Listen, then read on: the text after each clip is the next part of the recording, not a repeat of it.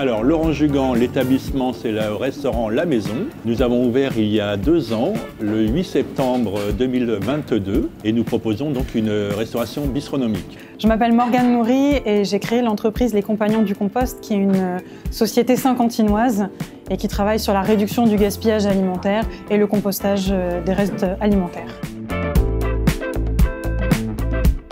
On a fait une première réunion avec l'agglomération et l'équipe de la maison pour leur expliquer comment allait se passer ce diagnostic, notamment les pesées, comment ça allait les impacter au quotidien, et puis se rendre compte également des volumes du gaspillage alimentaire. Qu'est-ce que c'est que le gaspillage alimentaire ?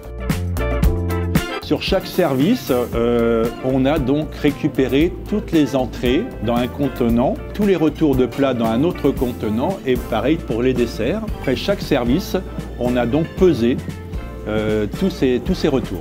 Et puis moi j'ai récupéré les données, les poids des pesées, qui m'ont permis de faire le diagnostic, l'analyse en fait du gaspillage alimentaire que je suis venue leur présenter pour pointer les endroits ou les actions qu'ils devraient mettre en œuvre pour réduire le gaspillage alimentaire dans leur établissement. On s'est aperçu qu'on gaspillait beaucoup de pain, donc on s'est dit comment on peut réutiliser tout ce pain. Donc maintenant on en fait de la chapelure, on en fait des puddings, on a également réadapté nos cafés gourmands qui étaient très généreux.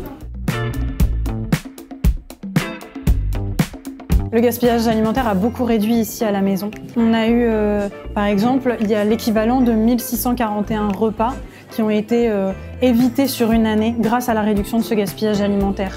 On est sur presque 1 tonne de gaspillage alimentaire réduite sur l'année. C'est l'équivalent du poids d'une petite voiture.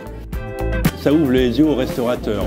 Maintenant, on fait beaucoup portionner nos viandes, nos poissons, et ça nous ouvre les yeux aussi sur le superflu qu'on peut mettre dans les assiettes en décoration qui servent à rien, des tomates, des choses comme ça qu'on met pour la décoration. Et puis, ce qui, moi, me semble très important aussi, c'est le coût des denrées alimentaires qui a été évité. Sur un an, on est sur presque 23 000 €. Donc c'est quand même aussi un argument pour les restaurateurs qui voudraient se lancer dans cette démarche.